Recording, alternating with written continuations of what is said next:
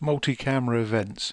There's actually a number of issues with sorting images from multi-camera events. So take something like a running event or an equestrian cross-country where there may be a number of photographers taking pictures on the course. When you come to sort the images, normally they're sorted alphanumerically, and which means they'll be sorted by the image name.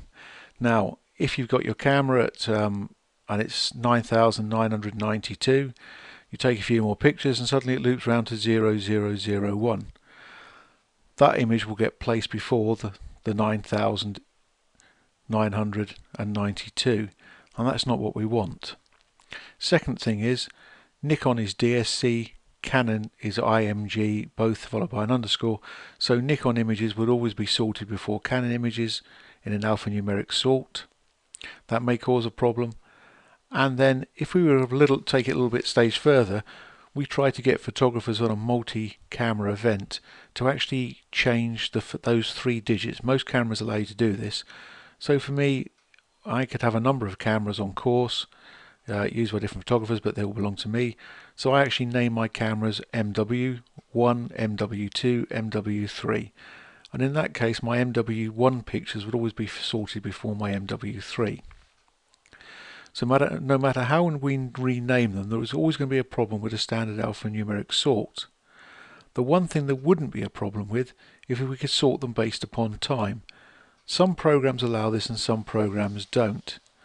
But there's a way that we can ensure that all programs, especially the more basic ones that just do an alphanumeric sort, can do this. And that's actually to rename the image based upon time. So what I'm going to do is I'm going to add half a dozen images across the other side here. And that's the image names. They're sorted by image names. And I'm using a program called faststone photo resizer to do this. And I've put a little template in at the bottom here for how I would like it to rename.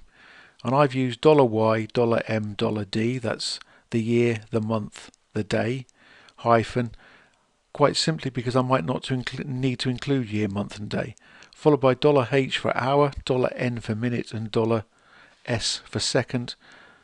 So I've got the hour, minute and second, followed by underscore star. The underscore star is a useful one because it means I can maintain the original file name at the end.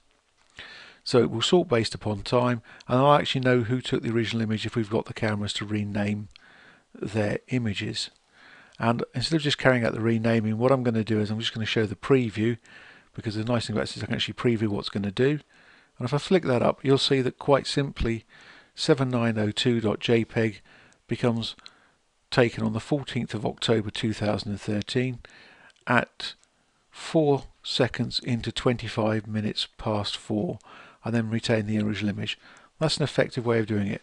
Of course, the trick to be making sure this all works is before the start of the event we have our James Bond moment and get everybody to synchronize the clocks on the cameras. That way know all images are taken at the same time. Repeat that. Make sure the photographers synchronize the times in the cameras before the start of the event. And that is how we can sort alphanumerically, but actually in time sequence.